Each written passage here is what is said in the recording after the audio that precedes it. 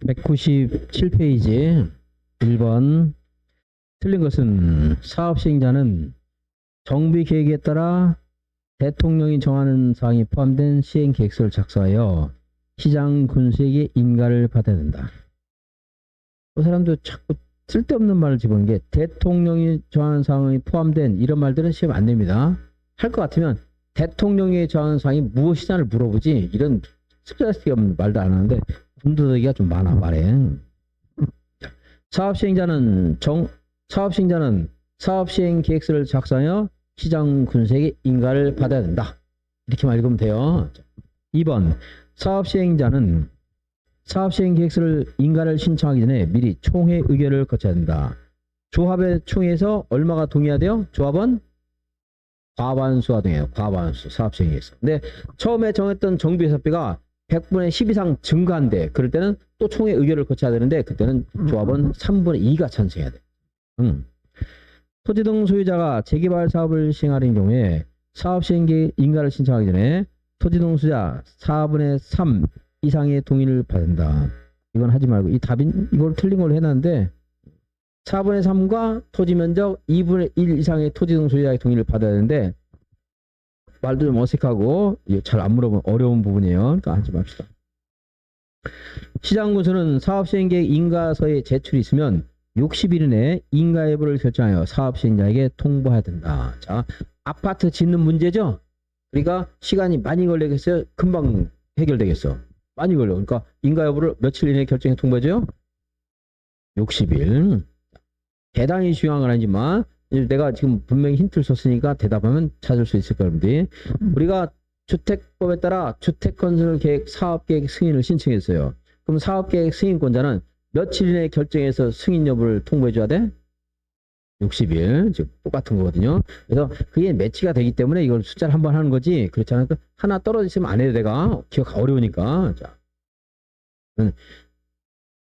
서울에 있는 여러분들 원장님은 요만큼 써놓으면 한 문제가 꼭 나와요. 그냥 여기서 통매매 직상 문제에서 여러 문제 나와요. 거기서만 해도 그것만 해도 여러 문제가 나와. 그냥 통매매 직상매매만 공부를 해도. 근데 우리는 엄청나게 칠판에 가득 써도 한 문제가 나온다. 장담을 못해요. 내가 절차를 쭉 하니까 나오겠지만 진짜 안 나올 수도 있어요. 막 엄청나게 써도. 근데 내가 굉장히 치밀하게 연구한 걸 쓰니까 몇 문제가 나오는 거지. 대충 써가지고는 한 문제도 안 나올 수도 있어요. 이제. 그래서 이제 이렇게 좀 쓰임새가 많은 것, 여러분들이 기억하기 좋은 것 위주로 내가 말을 하는 거지 걸러 갖고 하는 거다 이 말이에요. 건축하는 15일 막 해가지고 며칠 뭐 이런 거 다 해가지고는 한도 끝도 없으니까. 자, 60일. 관리처분 계획은 30일입니다. 여기서 더 연상해서 관리처분 계획 며칠? 없지. 관리처분 계획이 너무 이상해. 시장에서 봤더니 타당성 검증을 할 수 있어. 그때는 30일이겠어요? 60일이겠어요? 관리처분 계획을 검토했더니 이상해. 타당성 검토를 했대. 60일. 타당성 검증을 요청했다. 며칠? 60일. 그래서 숫자를 연상되는 것들을 한번 같이 해봤고요. 자, 199페이지 보겠습니다. 책에 어이없는 점들을 얘기하다 보니까 시간이 너무 많이 걸리니까 희한하고 황당한 어이없는 것들도 있는데 그럼 생략하고 넘어갈게요. 199페이지 5번 그런 거 빼고 해야 되겠어요. 너무 그런 거 막 눈에 띄어서 하도 일 따위가 있나 하다 보니까 시간이 너무 많이 걸리네.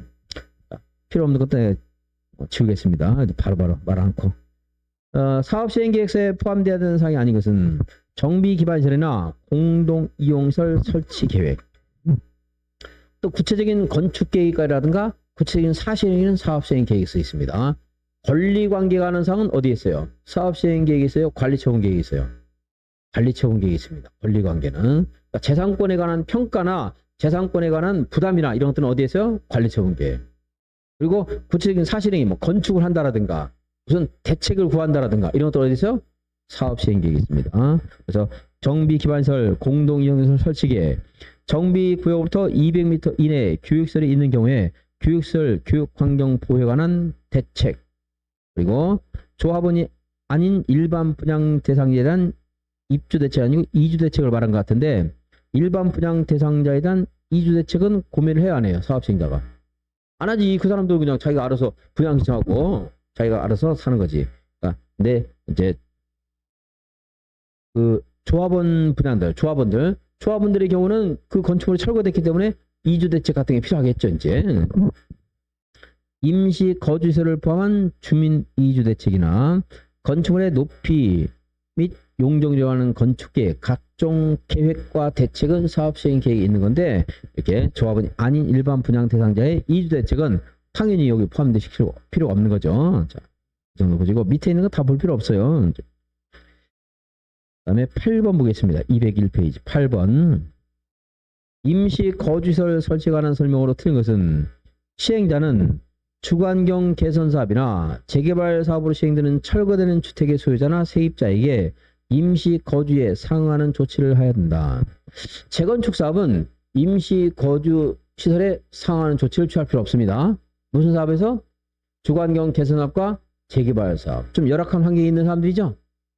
재건축 사업은 돈이 좀 많은 사람들이라 자기들 알아서 살 길 다 찾아가요.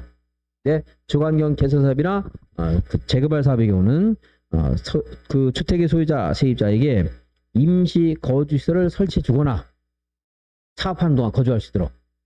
근데 임시 거주시설이 1900년대 초라면 모르겠지만 지금 임시 거주시설에 거주하라면 거주할 만한 사람 있겠어요, 없겠어요? 없겠죠. 지금 마땅하지 않단 말이에요. 지진이 났을 때나 어디 뭐 무슨 포항 고등학교에 사람들이 모여 사는 거지. 재건축 재개발 주관 개선하는데 가라고 안 간단 말이에요. 그래서 지금 이제 임시 거주에 상응하는 조치로서 주택 전세 자금을 융자해 준다라든가 이런 조치를 취해 주는 거죠, 이제. 임시 거주 시설 설치하는 말이 있긴 있어요. 법조문에 아직도.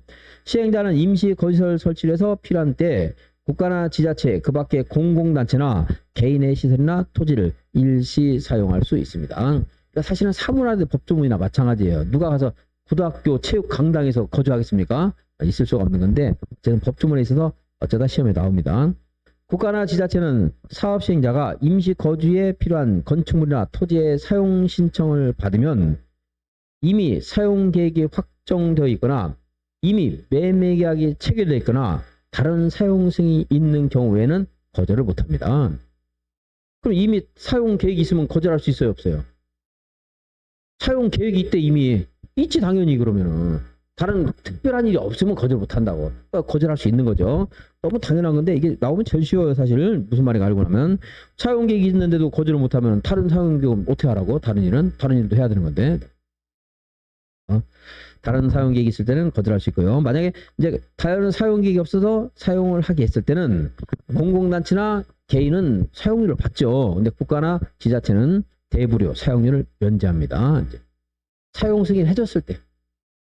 사용 거절을 했을 때는 뭐 어쩔 수 없는 거고, 사용료를 받는다 안 받는다 국가나 지자체는 맞아. 사용료 안 받는 건 맞아요. 근데 이제 다른 사용 계획이 있을 때는 거절할 수 있습니다.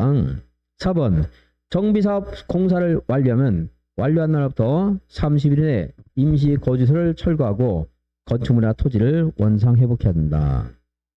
사업 시행자는 임시 거주시설로 이용한 공공단체나 개인의 시설에는 손실을 보상해야 된다. 자, 읽으시면 되겠고. 9번. 정비사업 시행을 위한 조치에 관한 설명으로 틀린 것은 주관경 개선사업 시행자는 사업 시행으로 이주되는 상가 세입자가 사용할 수 있도록 정비구역이나 정비구역 인근에 임시상가를 설치할 수 있다. 이것은 재개발 사업이에요. 재개발 사업은 어디서 합니까?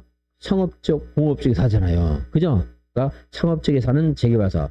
이게 안동에 전통시장이 있는데 재개발 사업 한대요. 그때는 임시상가를 설치할 수 있다는 거지.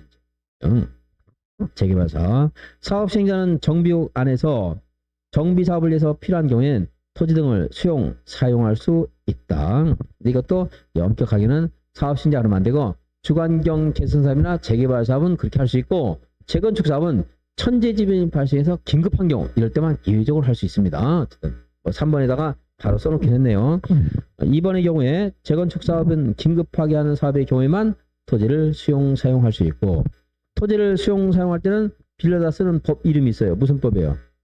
공익사업법. 공익사업법에는 사업인정고시라는 게 있는데 여기에 무엇이 있을 때 사업인정고시로 받는 게 맞겠어요? 정비기본계획을 수립할 때, 정비계획을 수립할 때, 사업시행계획 고시가 있을 때, 관리처분 고시가 있을 때, 무엇이 있을 때 사업인정고시가 있는 거예요? 사업인정고시가 뭐라고 했어요, 내가? 이거 사업해도 좋아. 뭐가 있을 때 이거 사업해도 좋아해요. 사업 시행 계획 고시가 있으면 사업 인정 고시가 있는 것으로 본다. 뭐가 있을 때? 고시라고만 하면 안 됩니다. 고시는 다니까. 사업 시행 계획 인가 고시가 있으면. 그런데 도시활법만 달랐잖아요. 도시활법은 뭐가 있을 때 사업 인정 고시로 봤어? 세부 목록 고시가 있으면 사업 인정 고시로 본다 했습니다. 4번, 5번은 그냥 읽어보시면 되겠어요. 이렇게.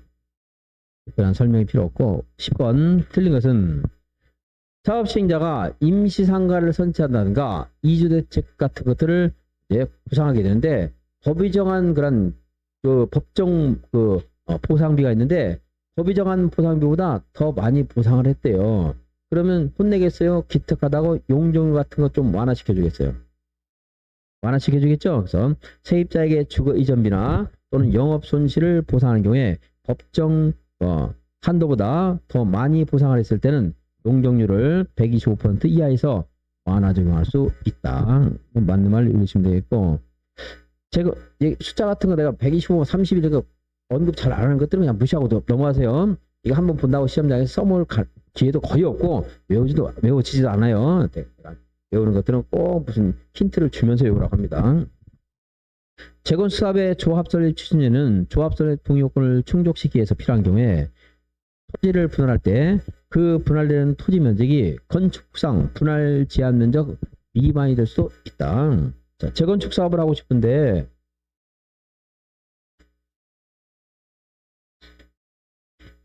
뭐 이렇게 네 필지가 합해서 하나의 아파트 한 집을 구성했대요. 지금은 이게 합필을 해서 그냥 하나의 번지로 지번으로 만들어가지고 보통 사업을 해요. 근데 저는 그냥 했단 말이에요. 그래서 아파트를 여러 동을 지었어요.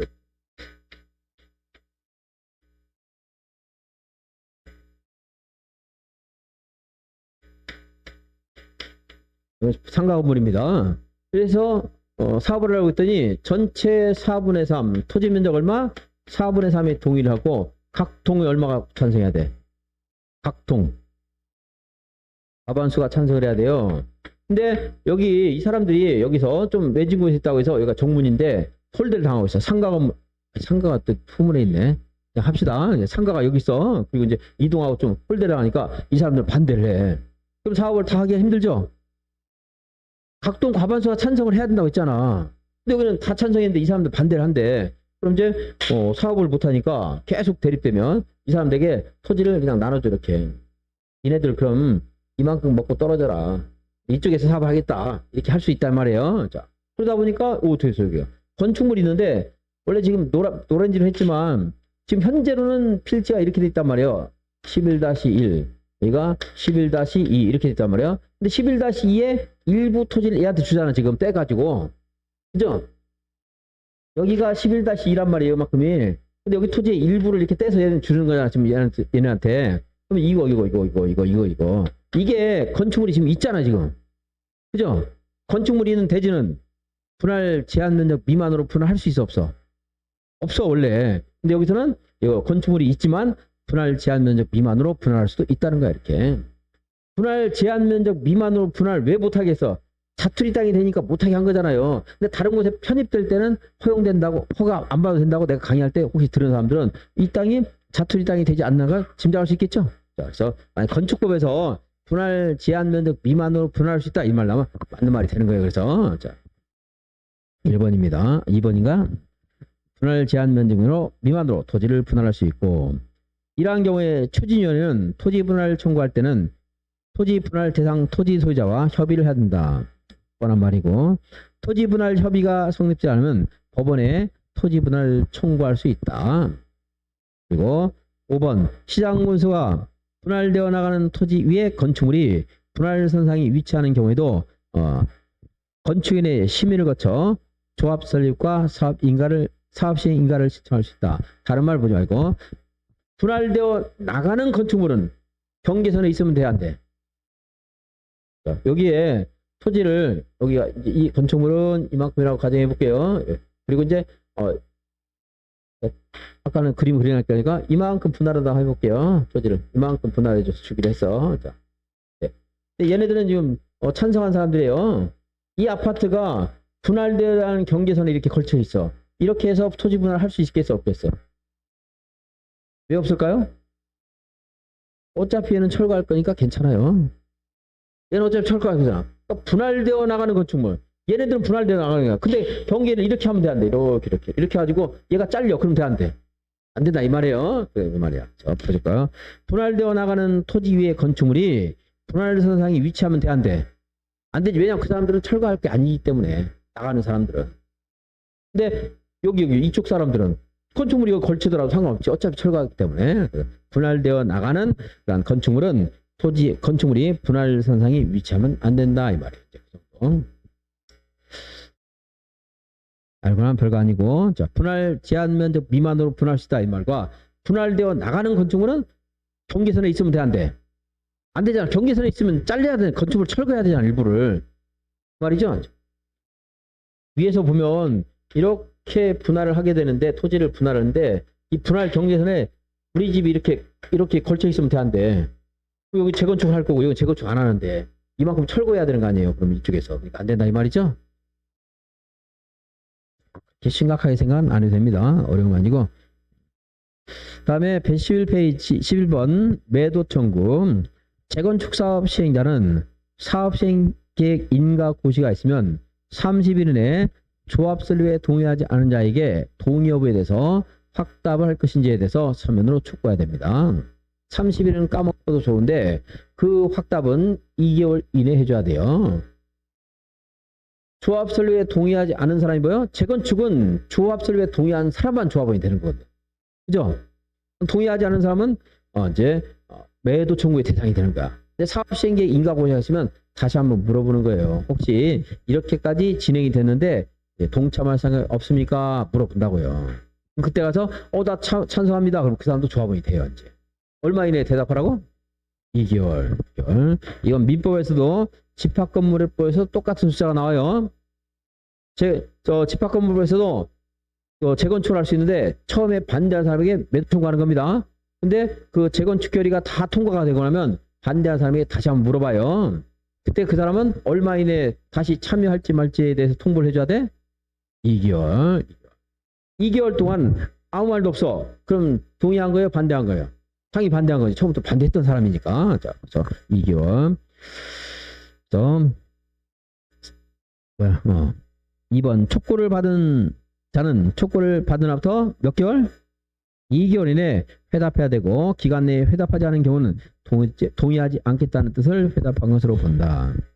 사업시행자는 그에 따른 기간이 만료되면 2개월 이내에 2개월에 동의하지 않겠다는 뜻을 확답한 토지 등 소유자와 처음부터 조합원이 될 수 없는 사람이 있어서 건축물만 가진 사람, 토지만 가진 사람에게 매도 청구를 하게 됩니다. 이제 그걸 다 사들여서 토지를 확보해서 사업시행자가 신청해야 되겠죠. 사업시행자가 매도 청구 소송에 따라 법원의 승소 판결을 받으면 손실보상금을 공탁하고 착공을 할 수가 있습니다. 착공할 수 있다고 하면 되는데 물론 착공 입주자 모집할 수 있는 거거든요. 착공할 수 있다. 이렇게 쓰는 게 좀 마땅할 것 같은데 착공을 하고 입주자를 모집할 수 있다. 사업시행자는 준공이 이건 됐고 5번은 됐고 4번까지 정도 읽어주면 되겠습니다. 어려우면 동그라미 2번 몇 개월? 몇 개월? 2개월. 꼭 기억하세요. 그러면 민법에서도 혹시 하나 번질 수도 있어요. 2개월. 민법에 재건축 하는 말이 나와서 집합건물법에서 반대한 사람에게 동의 여부에 대한 확답을 촉구하는데 얼마 이내에 확답해야 돼요? 회답을 해야 돼? 2개월. 12번 틀린 것은 주관경 개선구역은 정비구역 지정 고시가 있으면 2종 일반 주거지역이 되기도 하고 3종이 되기도 합니다. 근데 이것은 될 가능성이 옛날에 나왔었는데 나올 가능성이 없기 때문에 제가 얘기를 안 하고 2번만 볼게요. 공공지원 민간임대택이 또는 공공지원 민간임대택이나 공공건설 임대택을 몇 세대 이상? 몇 세대? 200세대 이상 건설할 때는 준주거적으로 팝니다. 공공건설 임대택, 공공건설 민간 임대택 이런 말들은 어려운 것들은 임대택 이런 식으로 처리하고 넘어가면 돼요. 이게 아니니까. 임대택을 몇 개 이상 건설할 때 준주거적으로 본다고요? 200세대. 200세대. 3번 주관경 개선사업에 따른 건축허가를 받은 때와 부동산 등기를 하는 때는 즉 구매대책권 매입에 관한 규정을 적용하지 않는다. 주관경 개선사업은 도시 저속주민이 거주하는 지역에 사는 겁니다. 근데 이 사람들이 주택을 고치고 싶은데 그렇지 않아도 돈이 부족한데 채권까지 매입을 해야 된대. 그럼 사업을 할 수 있어요, 없어요? 없죠. 그래서 주관경 개선사업에서는 구매대책권 매입에 관한 규정을 적용하지 않는다. 근데 구매대책권은 건축 허가 받을 때, 소유권 보존 등기할 때, 소유권 이전 등기할 때인데 저당권 등기할 때도 채권 매입해야 돼요. 그 채권 매입 누가 하는 겁니까? 손해보는 사람이 하는 거예요? 이득 보는 사람이 하는 거예요? 권리자가 하는 거죠? 매입해야지. 저당권 설정할 때 채권자가 매입해요? 채무자가 매입해요? 지금 이득을 취득하는 사람이라고 내가 힌트를 자꾸 주고 있잖아. 이렇게 생각하면서. 채권 보지 말고. 대답할 때는 나하고 호흡하면 생각하면 다 답이 나와요. 그런데 채권을 권리자가 매입해요? 의무자가 매입하는 거예요? 그러니까 어떤 부동산 관련해서 권리를 취득하는 사람이 매입해요? 의무를 부담하는 사람이 매입하겠어? 채권자가 매입하겠죠? 자, 그러면 주관경 개선사업 구역에서 보존등기 한다는 건 이제 저소득 주민이 주택을 건설해서 보존등기 하는 거고 매입 면제해줘야 되겠죠? 이 사람이 돈이 부족해서 은행에 저당권을 설정해 주기로 했어. 그러면 저당권자가 매입해야 돼? 내 그 채무자가 매입하는 거예요. 저당권자가 매입하는 거예요. 그 밑에 채권은. 연상을 자꾸 하라고 내가 힌트를 주는 거야. 이렇게 그냥 외우지 말고. 그래서 근데 은행이 돈이 없어. 부족한 사람이 아니잖아, 은행은. 그러니까 도시 저소득 주민한테 매입을 면제해 주는 거라고 지금. 그죠? 그러니까 저당권을 설정할 때 면제가 된다, 안 된다? 그냥 결론 말할게요. 저당권은 면제되지 않는다. 지금 말했죠. 국민의 채권을 매일 면제를 왜 시켜줘서 저소득 주민들이 돈이 없잖아, 지금. 물론 채권은 다시 돈 주고 팔 수 있어요. 하지만 돈이 없는데 이걸 어떻게 매입하고 있어. 그래서 면제해 주는데 저당권 설정은 은행에서 매입하는 거예요. 우리가 매입하는 게 아니고. 그러니까 면제해 줄 필요가 있어, 없어? 없지. 이 채권 매입 면제하는 취지하고 벗어나 있잖아요. 그러니까 보존 등기나 이전 등기 같은 건 매입을 면제해 주지만 저당권 설정 등기는 면제하지 않는다. 구매대채권은 예전에 답으로 엄청 출제됐어요. 그런데 이제 나오면 약간 변장해서 나온다고, 시험에 나올 때. 그냥 그대로 나오는 게 아니고 살짝 변장을 해서 나온단 말이에요. 업그레이드해서 나온다고. 그러니까 저당권은 면제되지 않는 것도 기억을 해달라는 겁니다. 아시겠습니까? 예, 감사합니다. 4번, 5번은 안 보겠습니다. 자, 그다음에 205페이지 1번 보겠습니다. 사업시행자는 사업시행계획 인가 고시가 있으면 분양 대상자별 분담금의 추산액과 분양 신청 기간 등을 토지동 소유하게 통지하고 일간신문에 공고하는데 이것은 120일입니다. 숫자들은 뭐 내가 그렇게 강조는 안 했던 것들이에요. 그냥 읽고 넘어가는 정도에 불과한데 120일 이내이고 분양 신청 기간은 통지하고 30일 이상 60일 이내인데 도시개발법에서 한번 얘기를 했었어요. 얼마 이상 얼마 이내 어려운 건데 두 번 써보니까 강의를 했고 다만 최근에 출제가 됐기 때문에 중요도는 떨어졌다. 분양 신청 기간, 분양을 받으면 당연히 분양 신청 기간에 분양 신청을 해야 되겠고, 투기과열지구에서 관리처분계획에 따라 분양 대상자로 선정된 자 또는 일반인의 경우에 여기까지 봅시다. 자, 관리처분계획에 따라 분양 대상자 및 그 세대에 속한 자는 분양 대상자 선정일로부터 몇 년 동안 분양 신청 못해요? 투기과열지구에서 분양 신청 몇 년 동안 못해요? 5년 동안. 상속, 이혼, 결혼을 인하여 분양권을 취득한 자는 분양 신청할 수 있다, 없다? 있다. 5년이라는 숫자하고 투기과열지구는 하면 아까 투기과열지구는 조합원의 지위 승계 금지 제한이었고 여기는 분양받은 사람이 또 다른 투기과열지구에서 또 분양 신청하는 거, 두 군데 사는 거. 일반적인 경우는 두 군데에서 분양 받을 수 있어요, 없어요? 있죠. 조합은 자유 두 개 가질 수 있어. 아파트 두 개인데 두 곳에 다 재건축한데 양쪽에 다 받아도 돼요. 여기도 투기과열지구, 여기도 투기과열지구래. 그럴 때는 5년간 분양 신청 못한다는 말이에요. 근데 또 다른 분양권을 어떻게 취득해서 상속, 결혼, 이혼을 취득한 경우에는 그러한 제한을 받는다, 안 받는다? 안 받는다. 사업 시행자는 분양 신청을 하지 아니한 자에 대해서 관리처분계획 인가 고시가 있으면 다음 날부터 90일 내에 손실보상에 관한 협의를 해야 된다. 분양 신청하지 않은 사람은 머물러 있는 사람이에요? 떠나가는 사람이에요? 떠나가는 사람. 그래도 외울 때 어떻게 알았어요? 내가 뭐라고 했어요? 떠나간다고 했죠. 떠나간다고. 관리처분계획 인가 고시 다음 날부터 며칠? 90일 떠나간다고 그랬죠. 관다구. 관리처분 인가 고시 그날 다음 날 며칠? 90일. 그렇게 해오면 이게 작년에 2번 문제 하나 맞췄던 거예요. 떠나간다고가 그대로 나왔어 시험에서. 이제 작년에 나와서 안 풀기 해서 안 풀어도 돼요. 지문에 나올 수 있으니까 보시고. 206페이지 4번. 분양 신청 틀린 것은 투기과열지구에서 분양 대상자가 선정됐어요. 몇 년 동안 분양 신청 못해요? 5년 동안. 근데 상속, 결혼, 이혼으로 자격을 취득했대요. 분양 신청할 수 있다 없다? 있다. 3번. 사업 시행자가 분양 신청을 하지 아니한 자, 분양 신청을 철회한 자, 다 마찬가지 사람들이에요. 관리처분계획에서 분양 대상에서 제외한 자에게는 분양 신청 기간 종료일부터 90일에요. 떠나간다고 그래서. 떠나간다고니까 관리처분계획 인가 고시 그날 다음 날부터 며칠? 90일 내에 손실보상 협의를 해야 된다. 내가 무슨 날짜 외울 때 기점 같은 것들은 강조를 안 한다고. 왜? 어려우니까 여러분들이. 하지만 여는 자꾸 물어봐. 자꾸 물어보면 외우게 만들어 내가. 이렇게 떠나간다고 한다든가 이런 답을 준다고요. 근데 맨날 그런 것도 안 해줘서 사업시행계획 인가 고시 기준한 가격이냐 언제 가격 기준이냐 이런 것도 안 한다고 그러는데 잘 안 나온 것들은. 할 것 같으면 말을 만들어줘요. 이렇게. 법이 법 하나 중개사법 이러면은 거기 원리 분석도 하고 여러 가지 하겠지만 공법은 뭐 그렇게 할 수가 없으니까 이렇게 암기 팁을 주는 것도 방법이에요. 4번. 협의가 되지 않으면 그 기간이 끝나고 60일 이내 수용 재결을 신청하거나 매도 청구 소송을 한다. 사업시행자는 분양신청기간이 중되면 분양신청 현황을 기초로 관리처분계획을 수립해서 시장문세 인가를 받는다. 순서가 맞고요. 그 다음에 209페이지 8번 보겠습니다. 8번.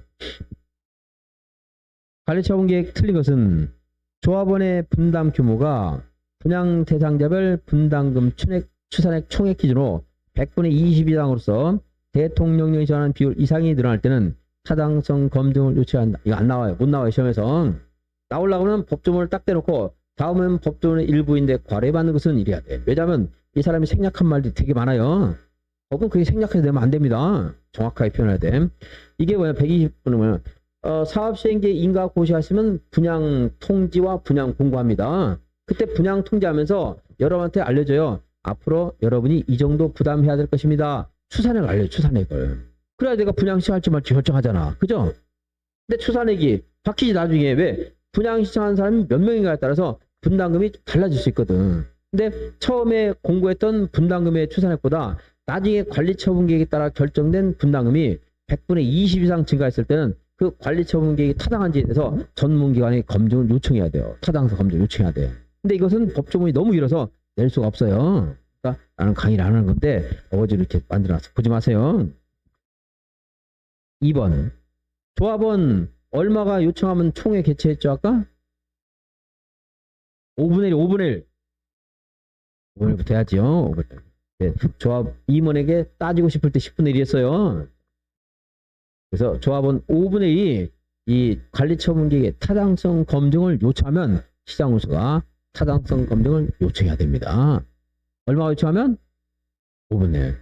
관리처분계획은 며칠 이내에 인가 여부를 결정해서 통보하라고 했어요? 사업시행계획 며칠? 사업시행계획 며칠? 사업계획 승인 며칠? 이거 까먹으니까 자꾸 다른 거 연결해 준 거야 내가. 사업시행계획 며칠 이내에 인가 여부 통지해 줘야 돼요. 사업계획 승인 며칠 해줘야 돼요. 이렇게 여러 개 연결해도 까먹는데 따로따로 하면 다 까먹으니까 내가 그냥 이거 하는 이 정도만 합시다. 60일.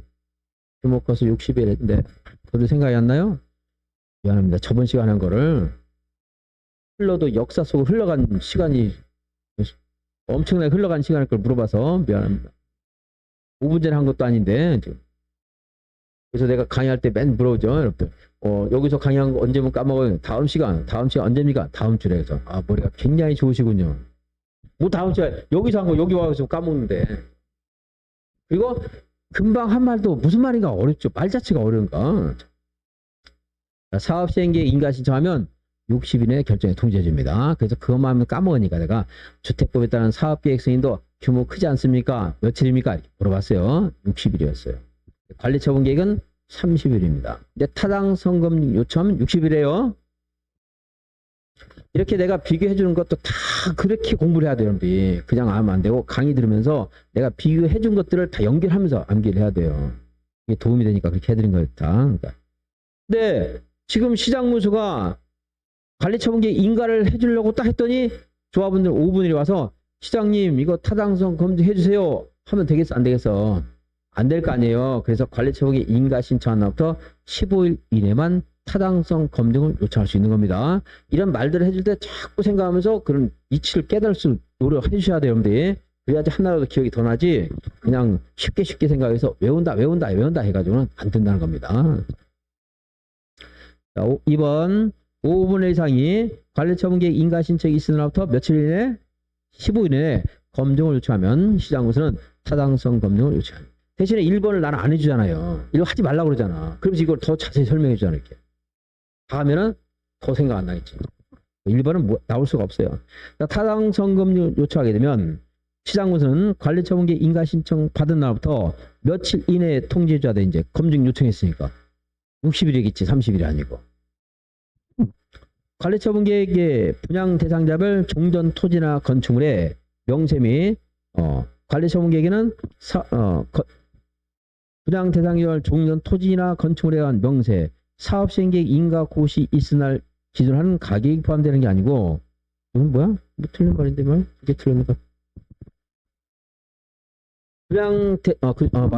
다시 관리처분계획에는 재산에 관한 것들이 다 포함된다고 했죠? 그래서 분양 대상자가 종전에 가지고 있었던 토지나 건축물에 사업시행계획 인가 고시한 날 기준한 가격이 있는데 사업시행계획 인가 고시한 날 기준 이건 보지 말고 기억할 거 없으니까 종전 토지나 건축물의 재산적 가치도 평가되고 분양받게 되는 대지나 건축물의 추산액도 평가가 되겠죠. 그래서 금전적인 가치, 재산적인 가치가 평가되겠구나 생각하면서 읽으라는 겁니다. 그냥 억지로 막 글자 따서 외우면 안 된다 이런 말씀을 드리는 거예요. 자꾸. 자.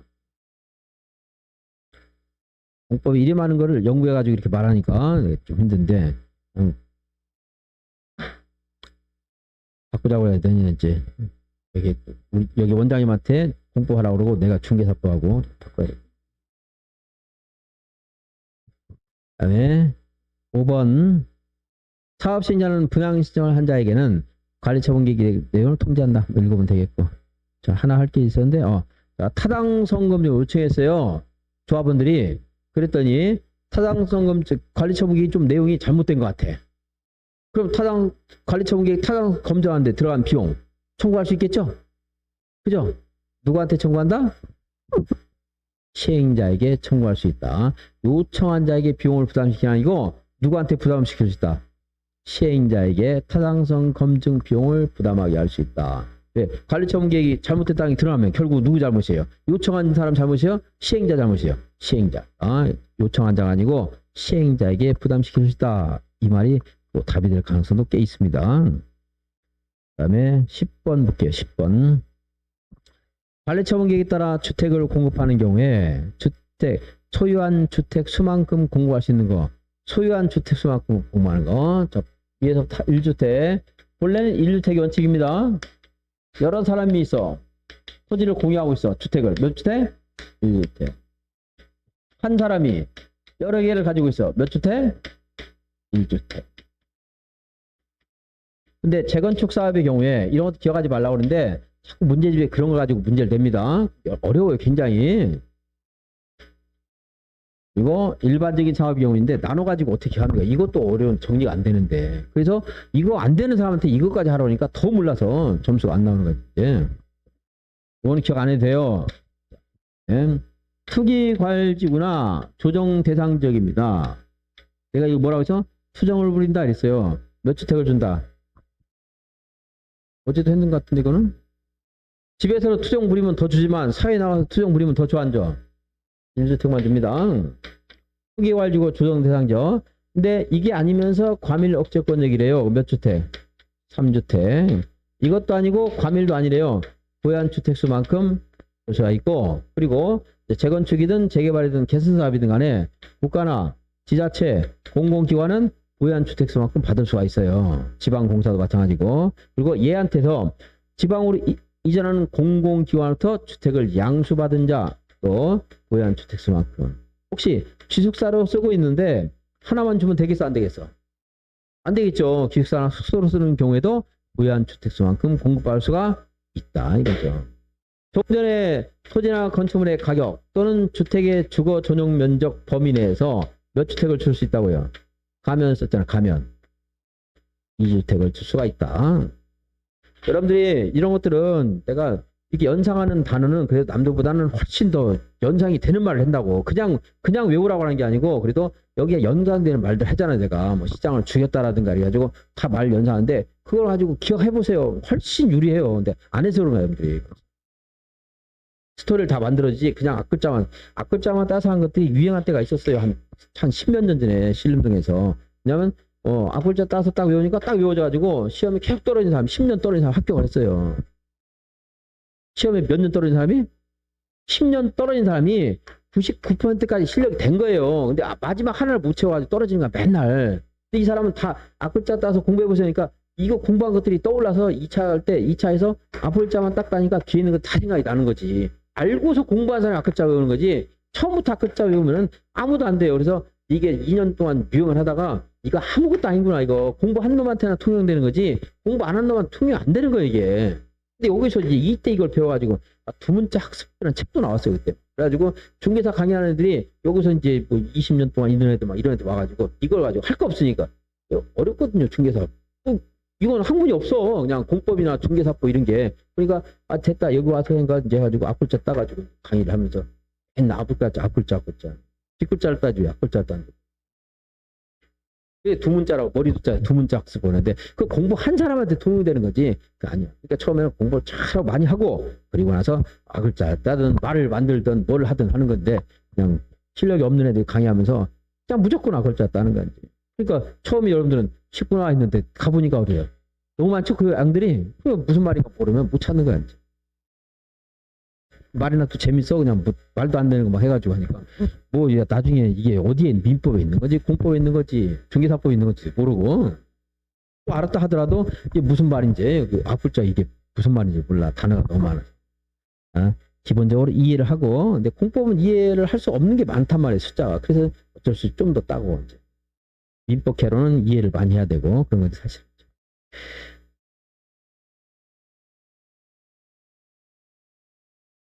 그래도 이제 가면을 쓴다 이런 거 어쨌든 말은 좀 연결되니까 좀 해주시면 다른 거 그냥 딴 거보다는 좀 나을 거예요 이제. 해보세요. 60점은 충분히 맞을 거예요. 60점, 65점 충분히 나올 거고 그래. 아무튼 70점 갖고 항의하지 말라고 했습니다. 왜 이렇게 많이 해줬냐고 항의하지 말라고 했어요. 자, 11번. 그 10번이에요. 그래서 두 명이 하나의 토지를 공유했다. 1주택. 근로자의 숙소나 기숙사다. 다주택, 다줍니다.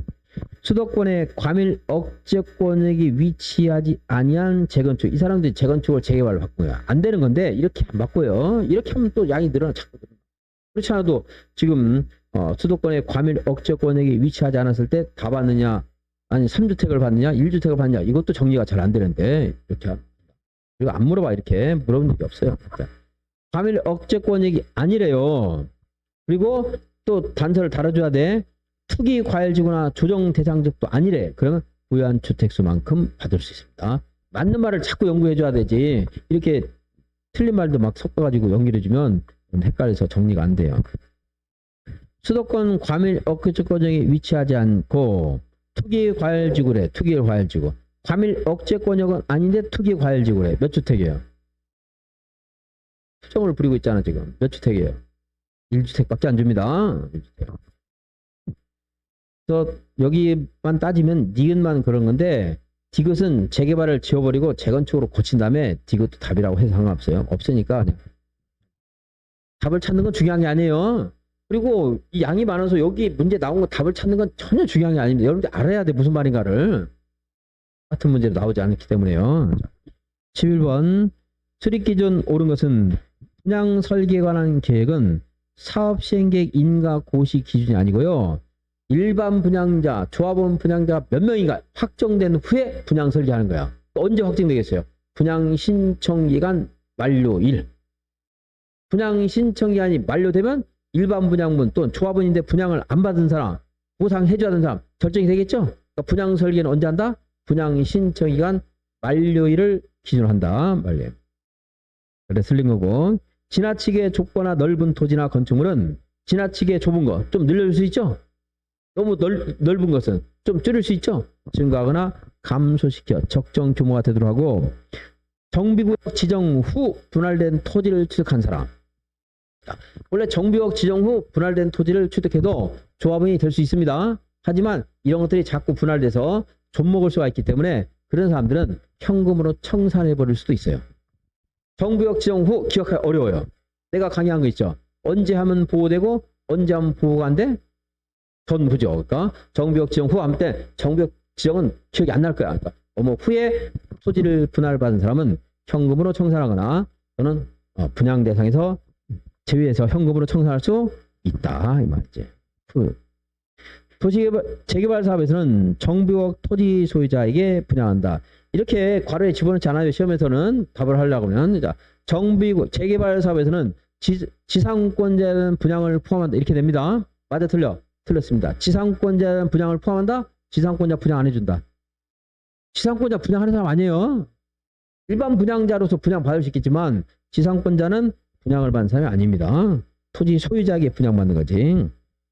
그래서 1번은 이제 분양 신청기간 만료일 기준이라 틀린 거고 니은과 디귿은 맞는 말이고 디귿은 지상권자에게 분양한다 안 한다? 안 한다. 틀린 거고요. 213페이지 16번 보고 16번 정비사업 시행으로 인하여 주택이나 건축물을 공급하는 기준일 다음 날부터 뭐뭐에 해당 뭐뭐에는 해당? 뭐뭐에 문자가 없어야 될 것 같네. 뭐뭐에 해당 뭐뭐 하는 경우에는 해당 토지나 주택 등 주택 건축물에 분양받을 권리는 기준일을 기준으로 산정한다. 사실은 법이요. 되게 재밌어요. 기준이 아니고 기준을 다음 날 기준한다 돼 있습니다.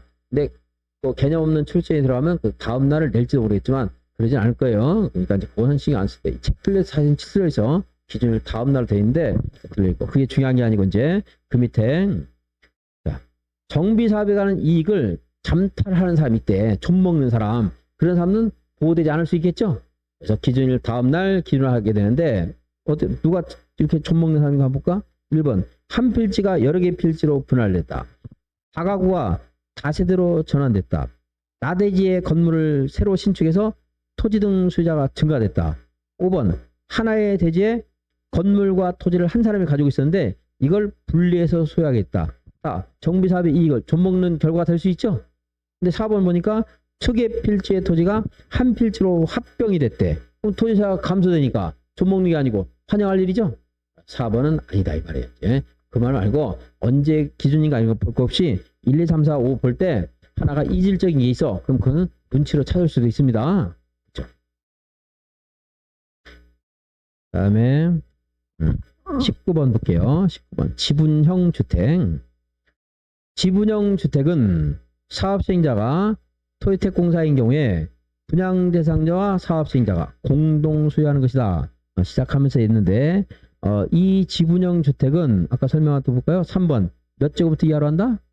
60제곱미터 이하입니다. 60 이하. 그리고 5번 지분형 주택의 공동 소유 기간은 소유권을 취득한 날부터 몇 년? 10년 이내로 해야 됩니다. 10년 범위. 10년 범위. 4번은 그냥 안 봐도 되겠고 2번 볼게요. 종전에 소유했던 토지나 건축물의 가격이 지분형 주택 분양가격 이상이라고 했어요? 이하라고 했어요? 이하. 만약에 여러분이 종전의 토지와 건축물을 가졌는데 지분형 주택이 5억인데 내가 했던 권리 가액이 6억이야. 6억. 그러면 지분형 주택 받아야 안 받아요? 안 받지 당연히. 그냥 꼭 다 받겠지 내가 아파트를. 돈이 부족하니까 지분형을 받는 거죠. 공유한단 말이에요. 그래서 잘 봐. 이런 것들을 이해해서 나 자꾸 가져가면 알 수 있는 거고 출제하는 사람 이런 것들은 물어볼 가능성이 있거든요. 그래서 자꾸 강의를 하는 거예요. 근데 숫자 하나 같은 거 딸랑 나온 것들은 어떻게 할 수가 없으니까 안 하는 거고 내가. 자, 종전의 토지나 건축물의 가격이 지분형 주택 분양가격 이하 이상.